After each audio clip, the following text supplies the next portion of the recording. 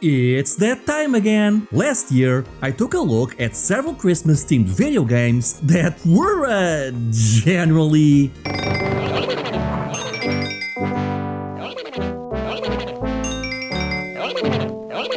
not great, while still discovering the occasional hidden gem. Well, this time, we're doing away with all the negativity, and we'll be focusing solely on awesome games that are either Christmas-themed or winter-themed. So, let's get started!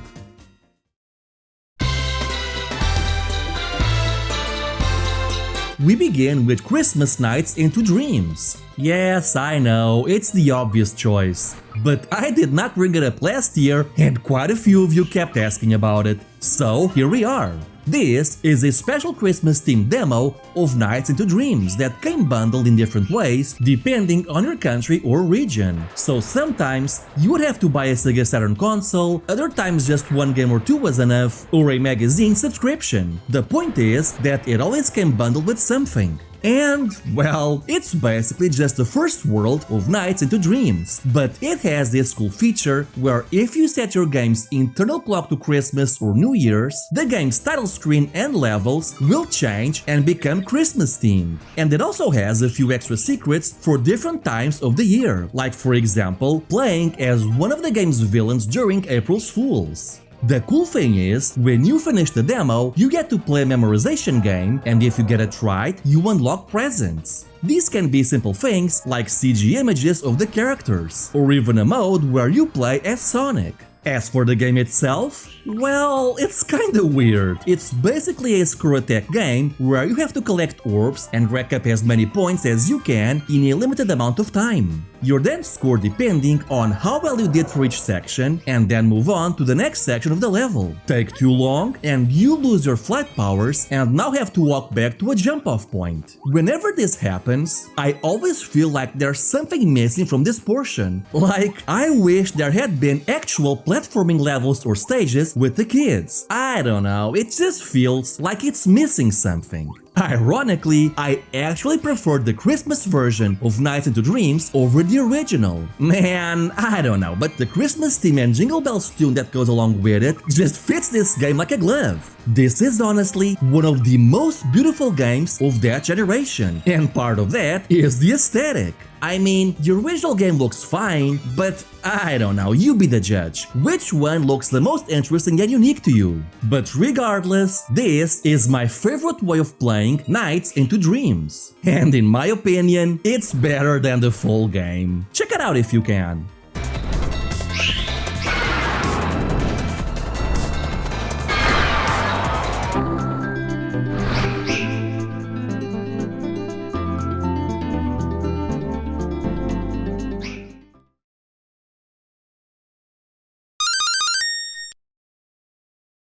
Snowbros is a single-screen arcade platformer by Toaplan, and this is about as wintry themed as the game gets. You play as a literal snowman who throws snowballs at enemies until they are covered in snow, and then you push said giant snowballs against the rest of your foes, all while collecting power-ups and food icons for points. Just don't get caught by your own snowball, or you might lose control as well. Yeah, this game was very clearly trying to capitalize on the success of Bubble Bobble, including how enemies tend to fly across the screen when hit by a snowball, only to then be turned into food.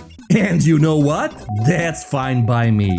Bubble Bobble is arcade gaming at its finest, and Snowbros is also really good. This is a super fun game to play, especially with friends, which I can't really show you because I don't have any. Snowbros also has boss fights, and personally, I feel this is the weakest part of the game. I mean, there's nothing inherently wrong about them, but I feel the game is at its best when you're just pushing giant monster-covered snowballs onto other monsters. It just makes for a very fun, very simple game that you can enjoy by yourself or with friends.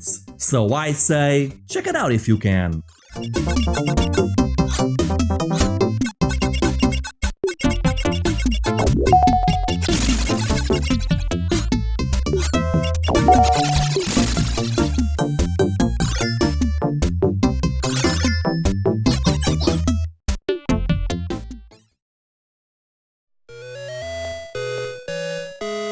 This is the Grinch for the Game Boy Color, and you're most likely thinking that a movie-to-game adaptation has to be terrible, right?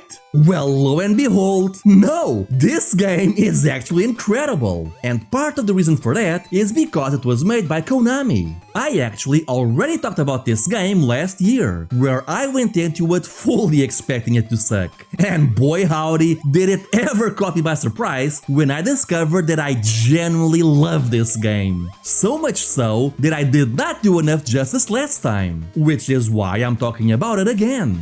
Anyway, you play as the Grinch and you're going around Whoville stealing everyone's presents. And this game is a mix of Pac-Man with Metal Gear Solid, which is a combination of words I never thought I'd say. In fact, I've seen people who think that this game might actually be using the Metal Gear Solid engine for the Game Boy Color, which, if that's actually true, then that is hilarious. But yeah, as the Grinch, you go around collecting all the presents. If a Who detects you, they'll behave differently depending on who they are. So for example, children will chase after you, and if they catch you, your heart grows 3 times larger and you discover the meaning of Christmas. Which in this game, that's the bad ending. Look at him being miserable for being so happy. I love it. In fact, throughout this game, the Grinch has the best expressions, either through cutscenes or this little window up here, and his facial expressions change depending on what you're doing. But getting back to the Who's, some will chase after you, while others cower in fear and call the police. And different Who's have different speeds and AI routines, which again is really impressive. What's even more impressive is that you can confuse them so much that they bump into each other, forget about you, and then start arguing. Have I mentioned how much I love this game? Like, geez, Konami, you did not have to go this hard for a Grinch game of all things. But man, am I glad you did. Oh, and that's not all, because you also go from the streets into people's houses, and you crawl under tables and around furniture to avoid detection Metal Gear Solid style. Or you can temporarily sneak up on a Who, knock them down, and steal their candy. And you have to do all of this while under some really tight time constraints. This game is already impressive as it is, but then you continue playing and suddenly you're now playing as Max the dog, and you'd think he was just a sprite swap from the Grinch, right? Well, actually, no, because he has his own abilities and playstyle that is completely different from the Grinch's. He has a jump ability, so you can jump to avoid being caught, and he can also bark to stun other dogs from a distance. Are you kidding me, Konami? Why did you used to be so good? This game is just incredible. I have no words for it. And I just love how likable they made the Grinch. From his constant grin and evil laugh to poor Max, who's a very good boy. Seriously, check this game out. It's worth it.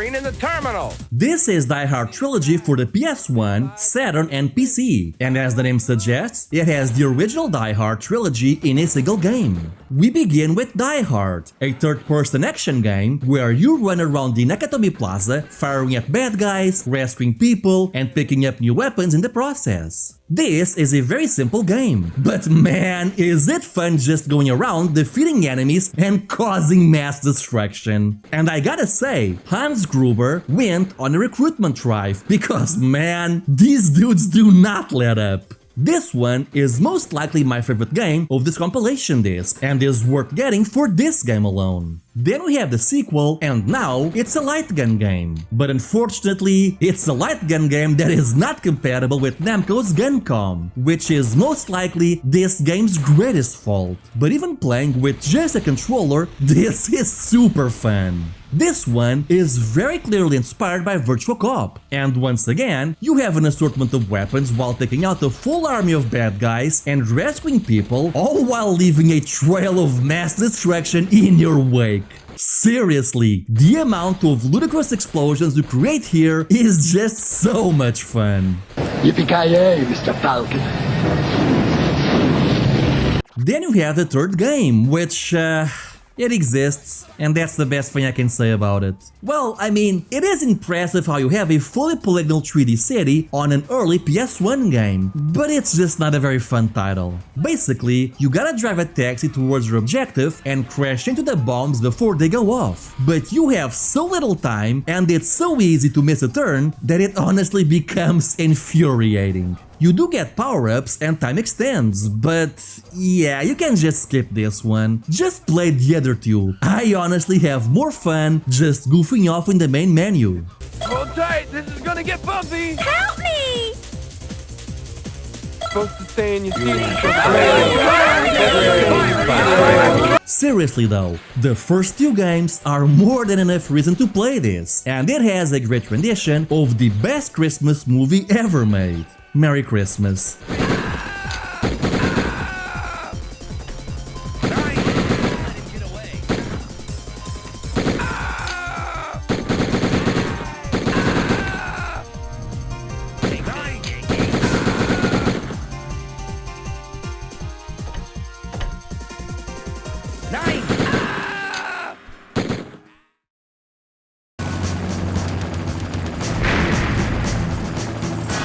But if that's not enough Die Hard in your life, then how about Die Hard Arcade for the Sega Saturn? This is a 3D beat-em-up which is ported from the arcades, and once again, this is a super chaotic game. You've got your usual 3-punch and 3-kick combos, as well as your usual grapple moves. But what makes this game great are the weapon pickups. You'll be literally using anything and everything as a weapon. Want to beat up armed robbers with a broom? Be my guest. A rocket launcher? Knock yourself out. A grandfather clock? Oh yeah, now we're talking. Yeah, this game has a sense of humor and is all the better for it. Not only are ludicrous explosions a common sight, but you also fight against sumo wrestlers and naked dudes wielding lead pipes. Heck, you can use a spray as a weapon, but if you find a lighter, you can then combine the two for a flamethrower. How cool is that? However, I do feel that the physics are a bit on the slow side, and a lot of the graphical fidelity from the arcade game was lost when bringing this home to the Saturn. And it does not help that I actually tried to play the arcade version, but I just could not get it working with the latest release of MAME. And the one I did get to work ran kinda slowly. So I'll just stick with the Saturn, which is good enough. The game was also one of the first instances of QuickTime events, which, well, they exist. But hey, they are kinda fun. And if that's not enough excitement for you, the Saturn version also comes with yet another Sega arcade port, this time of a game called Deep Scan.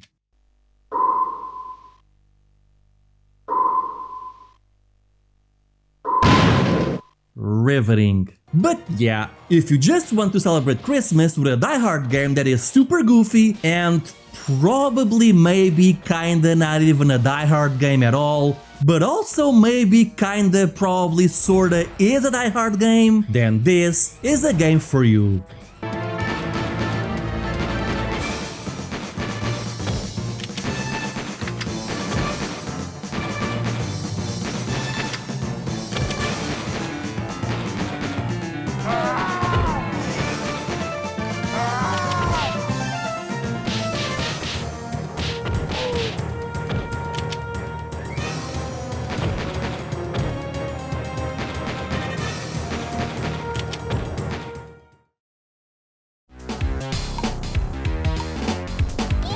This is Jazz Jackrabbit Holiday Hare for MS-DOS computers. For those unaware, Jazz Jackrabbit was a mascot platformer released for computers that is part Sonic the Hedgehog and part run and gun. And this game is adored by MS-DOS fans in general, and with good reason. You really didn't see this type of fast-scrolling platformer on MS-DOS back in the day. But the developers clearly set out to prove a point. Heck, if anything, they made him a little too fast. I often bump into every enemy when I'm playing this game. But then again, I was never very good at just Jackrabbit in the first place. Anyway, this game would receive two different Christmas-themed updates, known as Holiday Hare 94 and 95. Basically, they're new levels, which were released for free, meant to promote the game. Of the two Christmas pack versions, I feel the 95 edition is the best one, as the levels are better designed here.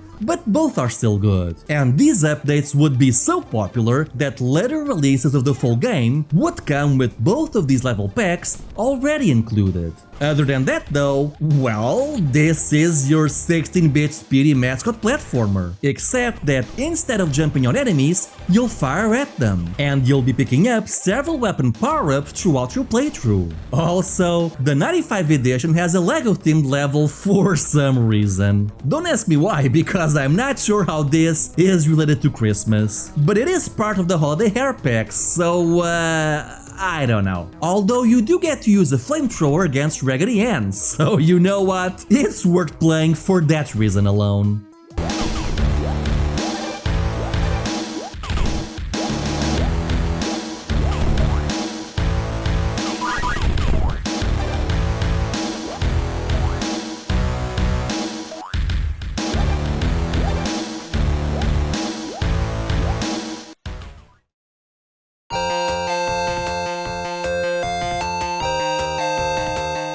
This is Santa-Kun for the PC-98. Yes, I'm finally covering PC-98 games. The time has come, and soon so will I. Anyway, this game is weird, in that it begins with an intro right out of a horror game.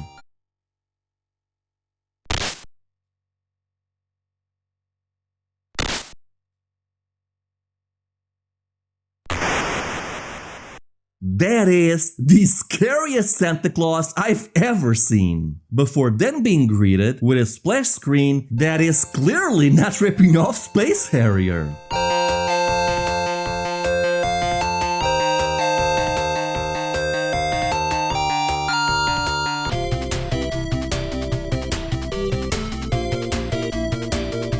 So, what is this game about? Well, you're a PC-98 nerd who spends all day playing video games when Santa-Kun drops by uninvited and starts asking you video game and PC-98 themed questions. And if you get it right, you get to see the kind of art that the PC-98 was so infamous for. And, I mean, that's pretty much it really. The game was never translated, so I had to go by trial and error.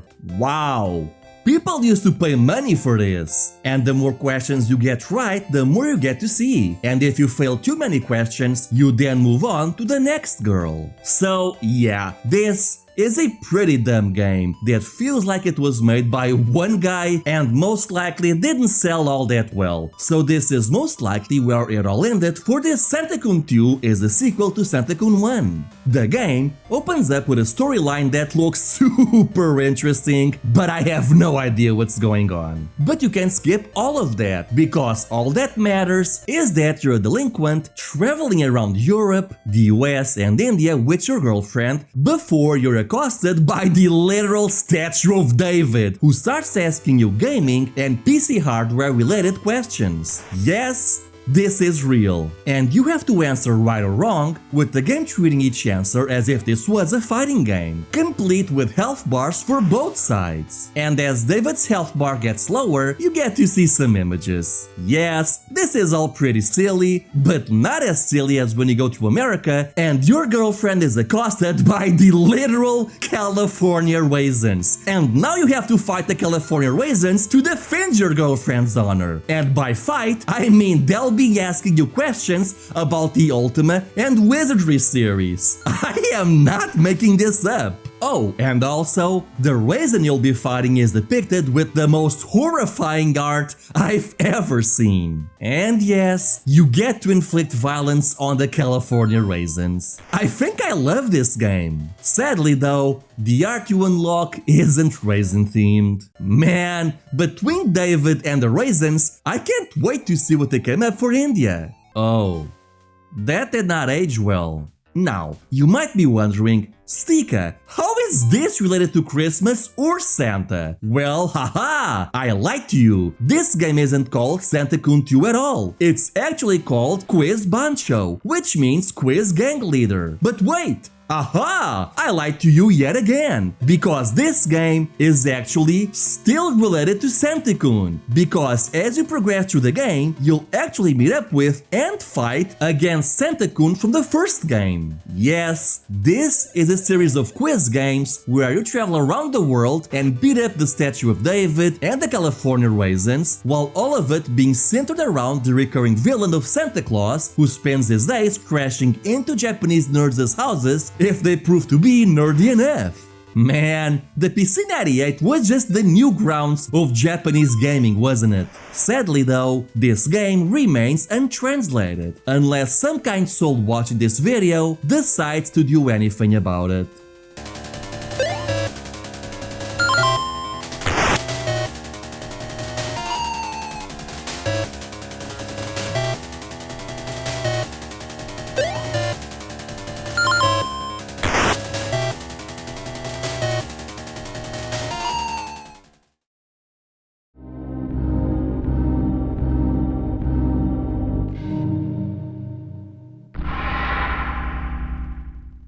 Batman Returns is the poster child of Christmas-themed games on the Super Nintendo, mostly because it's only one of 3 Christmas games on the Super Nintendo, and it's the only one that's actually good. In this game, you play as Batman going around Gotham City beating up clowns during Christmas. Yes, I know, a story as old as time. The game is split into 2 gameplay styles. The first is the traditional beat-em-up segments in which you can walk in all 4 directions, have your basic 3-hit combo, can throw batarangs, and grab enemies so you can throw them against breakable objects or other enemies. In the second gameplay style, you can only walk back and forth and you have an infinite supply of batarangs. Personally, I'm not a huge fan of these segments. I mean, they're fine, but it's a bit too reliant on memorization for my taste. And these bits also have some platforming segments, which I generally feel do not work in this game because Batman's sprite is absolutely immense. The beat-em-up section does fare better, though it's only 1 player, and in my opinion could use a bit more variety. I mean, don't get me wrong, I like this game, and it's a good title, but the beat-em-up mechanics don't even come close to Streets of Rage or Final Fight. This is a game that mostly survives on its style and presentation, which, to be fair, they are absolutely top-notch. The graphics are great for the system, with large colorful sprites, varied backgrounds, good music, and detailed cutscenes. It's not my favorite version of Batman Returns, but it's still a good one.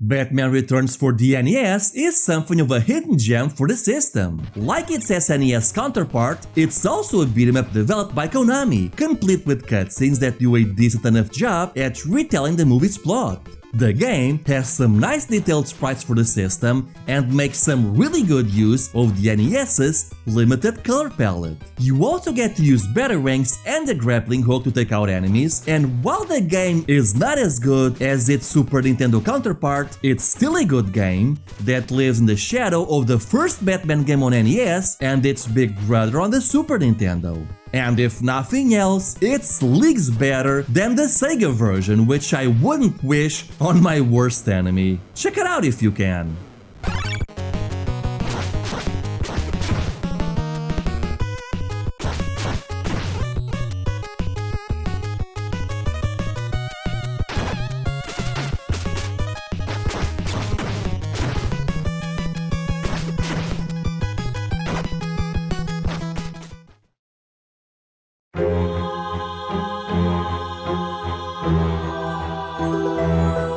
Unless of course the Sega version we're talking about is the Sega CD port, which is a massive upgrade over its Genesis Mega Drive counterpart. Yes, this game is on a CD add-on with background and sprite scaling capabilities, and they are going to make sure you know this, because this game has scaling everywhere and in everything. The intro, the cutscenes, the game over screens, the option screens, and the gameplay. And this is a racing game like Outrun. No, wait, scratch that. This is a car combat game like Chase HQ. Oh, what's that? This game is also part platformer because it also has the Sega cartridge version in it? No, it isn't. Yes, the original game is here, but why would you subject yourself to that? I have to admit, this was my first time playing the Sega CD version, and why did I wait so long to play this? This game is way more fun than I thought it would be. Okay, so this is a super scalar style game, but unlike Outrun, you're not trying to reach a checkpoint. Rather, you have to defeat all the enemies in your stage to gain more time. Do this enough times and you'll fight a mid-level boss and an end boss before progressing through the game. Your Batmobile can shoot unlimited batarangs or missiles which you only have a handful of, but can pick up more along the way. Additionally, you also can and should crash into enemies. So this is basically going by Chase HQ rules, where the enemy is the one that gets damaged, not you. Unfortunately, this version is also super hard, so you might want to tone down that difficulty a bit. Hey, there's no shame, it's just a game and we're all here to have fun. The bosses are interesting too because they cause a ton of damage regardless of your difficulty setting, unless you figure out their patterns first. And they also have weak spots which need to be taken out in a certain way to progress. Like how in this boss, you have to crash onto the side ladders to make the clowns fall off. Other than that though, yeah, this game looks absolutely incredible. It's a shame so few Mega CD games properly used its scaling capabilities, because this looks more advanced than anything other home systems were doing at the time. And the music is phenomenal, even if it doesn't feel Christmas themed or Batman themed. So I say, check it out if you can. There's more to this one than meets the eye, but it's still not my favorite Batman Returns game.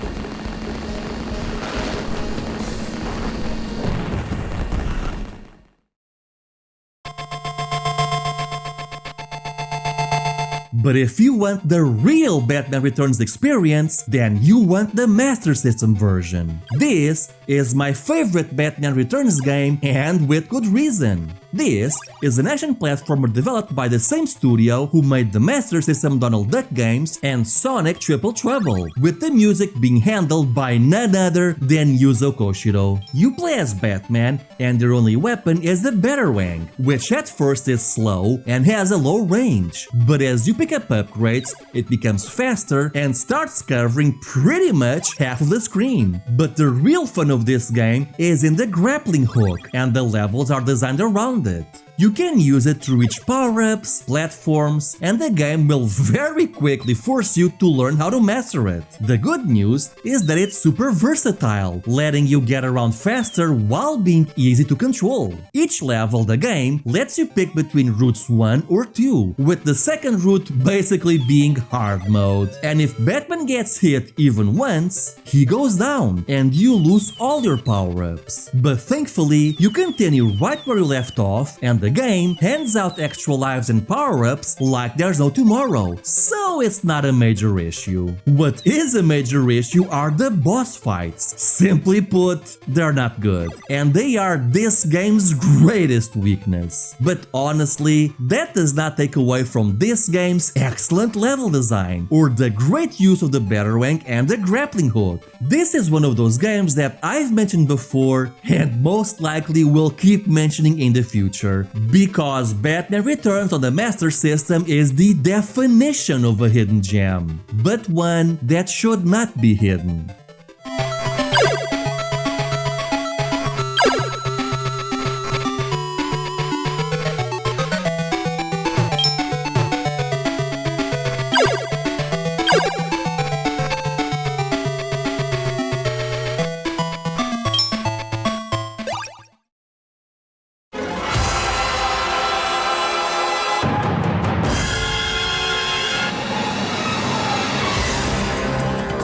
But I guess we're not done with Batman, because this is Batman for the arcades, also known as Batman 2013. And this is yet another Batmobile-centric game.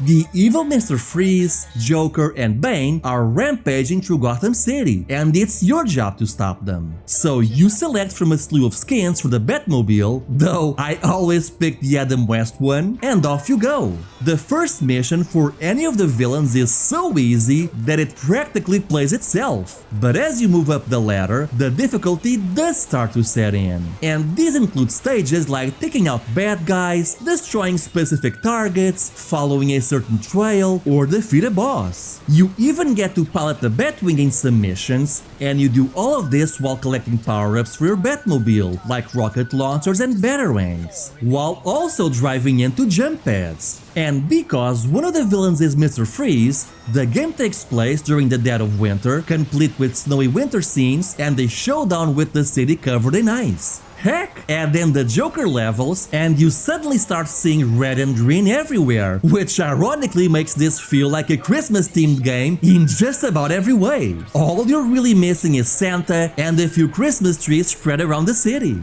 Oh, and speaking of the villains, you gotta love the dialogue between missions. The guy who plays the Joker does an admirable Mark Hamill impression.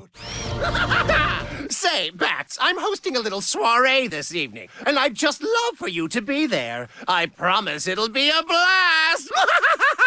And despite the visuals being dark and modeled after modern Batman, the dialogue is actually really campy, and often feels more like something out of the Adam West TV show. Surely you realize gold is a sound investment. I only invest in steel. Cages, that is. Heck, you even got the spinning background with the logo zooming in, just like the TV show. And I don't know, maybe it's just me, but I really dig this Joker. Ready for Gotham City to go kablooey? What's that now, Mr. Boom Boom? Well, you should have done that before we left. I specifically told you. There's often so much happening here at the same time that I don't even notice when I'm getting hit. And let's be honest here, this game is stupid, shallow, short, and easy. And I freaking loved it! Seriously, I had so much fun playing this. Granted, once you play it more than a few hours, repetition does start to set in. Like I said, this is a shallow game. But man, before you reach that point, this game is so much fun. Check it out if you can.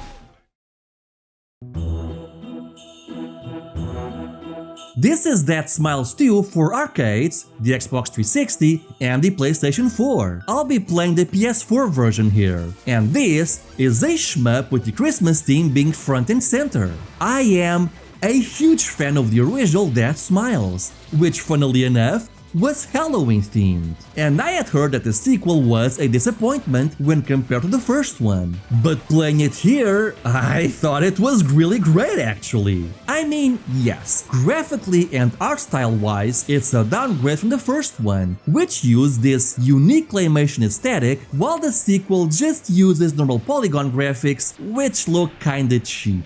Now, the cool thing about Deathsmiles is that it's part bullet hell shooter and part traditional shmup. Basically, the series is seen as an entry level into the bullet hell genre, and the games allow you to choose your favorite difficulty level. And if you choose level 1, then this is basically a normal shmup instead of a bullet hell. As a result, this series tends to appeal to both sides of the shoot 'em up pile, all while offering creative set pieces, good music, a good art style, humor, and multiple characters to choose from with different playstyles. Another cool thing about the PS4 release is that it lets you choose between the original arcade version for both Deathsmiles games or 2 different arrange modes with extra content like more levels and playable characters. And this game is super easy to pick up and play. Basically, you fire left or right, collect orbs for points, and when you're maxed out, you can activate them to get a point boost and a power boost. And finally, if you're in trouble, you can use bombs, which destroy enemy projectiles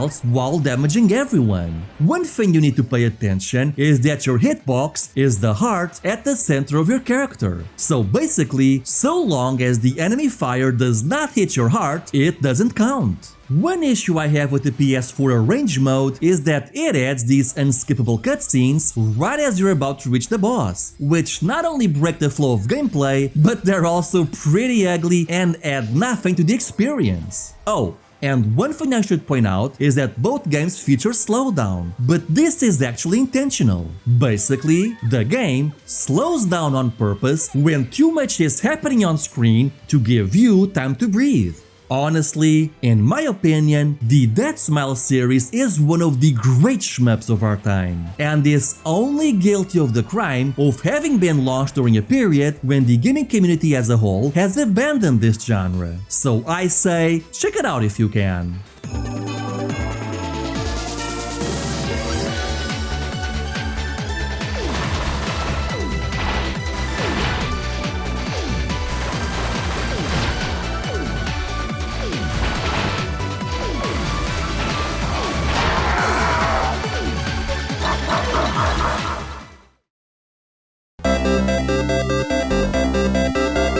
Elle is a visual novel for the PC in '98. It's Christmas Day in 1999 when suddenly a missile strikes the city and brings forth the apocalypse. But now, some time has passed and you're an android created for some sort of security force. And right off the bat, I love the art style and soundtrack. This is 90s anime art and FM sound synthesis at its best. And the game likes to take its time to let you immerse into the story. So now, you have to talk to the various characters, pick up clues, interview folks, and progress through the story. Which I wish I could show you more of, but I don't actually speak the language. And as far as I know, this game has yet to be translated.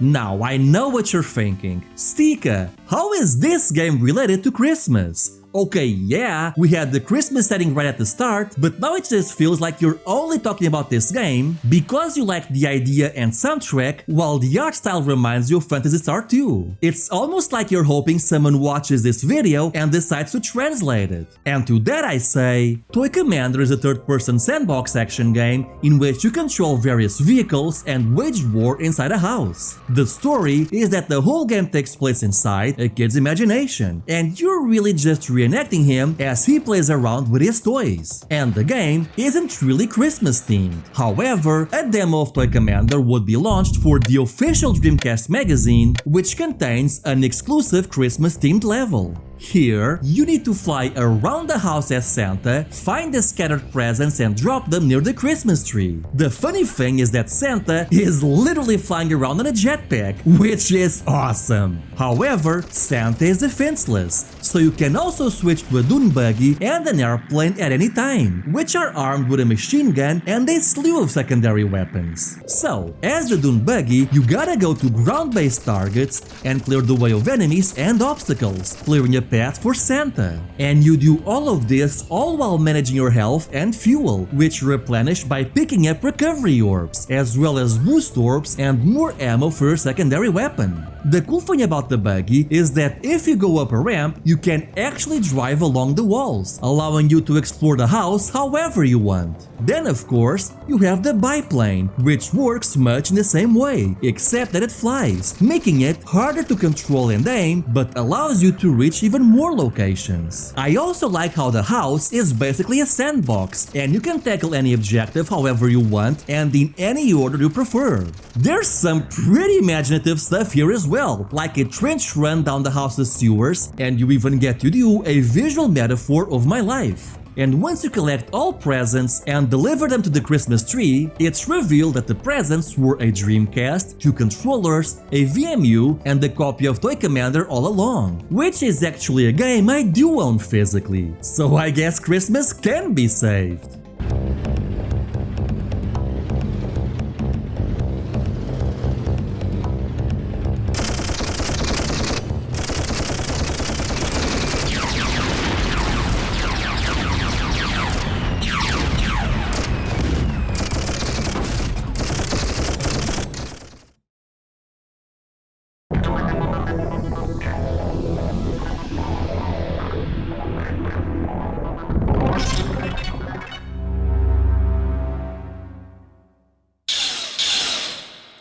This is Snatcher for the Sega CD, and this is the poster child of 16-bit visual novels in the West, and one of the games which helped put Hideo Kojima's name on the map. The story is that you're a Blade Runner, Junker, and you're out to hunt replicants, Terminators. No wait, I just got confirmation they're actually called Snatchers. Yeah, you can tell Hideo Kojima worked on this, with all the Hollywood-inspired references and story beats. But what is more important is that the game takes place during Christmas, and you can even meet Santa in the game itself. I feel like Snatcher is one of those games that has been covered to death in the retro gaming scene, and so it doesn't need much of an introduction. But I will say that the feel of being a detective in a Blade Runner-like world is really well done here. And I also greatly enjoyed the anime aesthetic and the Kojima style, if you will, I guess. If you've never played Snatcher before, I think you owe it to yourself to fixing that, and I'd rather not spoil any of the story bits for you. But I will say that Snatcher is considered as the holy grail of the Sega CD, and with good reason. So yeah, go play Snatcher.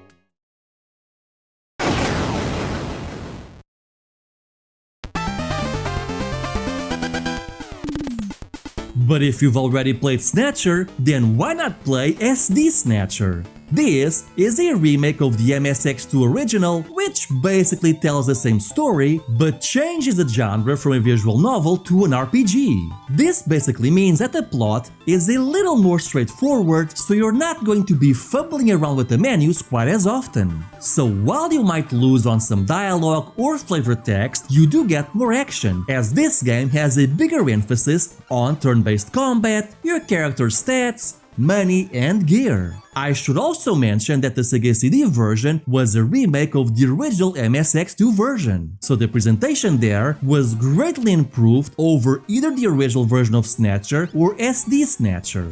Regardless, if you're not into visual novels but do want to experience Snatcher in some way, shape or form, this is most likely the best way to do it. Personally, I feel both are good and fill different niches, though you will need to install a translation patch for this one. In the meantime, I think that's enough Hideo Kojima for one video.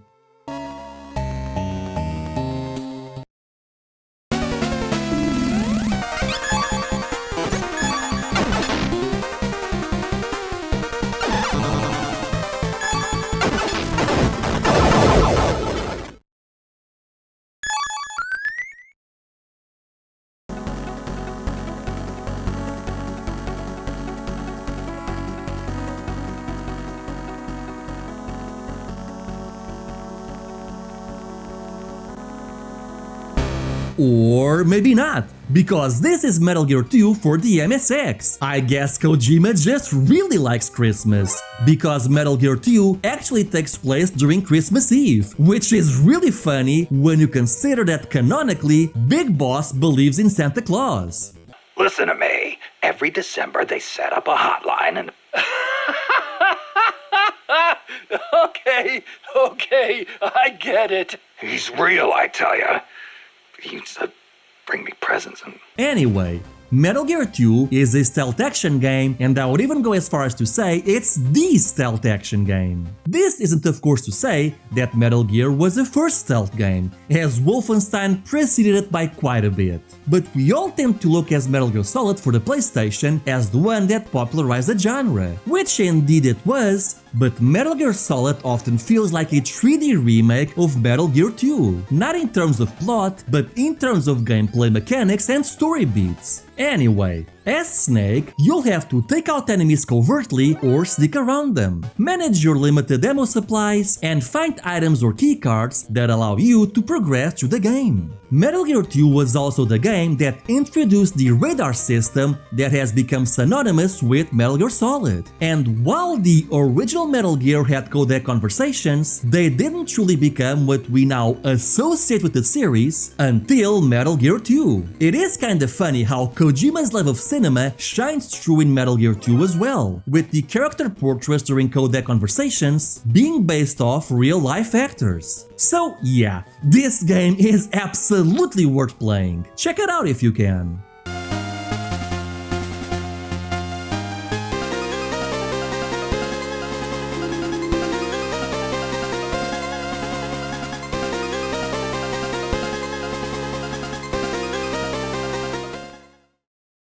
And there you go, a selection of several games for you to enjoy during the holidays. Are there any games I missed? Let me know in the comments. And remember, if you're spending Christmas alone, don't fret, we've all done it. Better days will come, I promise you. In the meantime, I hope you have an excellent holiday and New Year's, and a big shout out to my Patreon supporters who help keep the channel alive.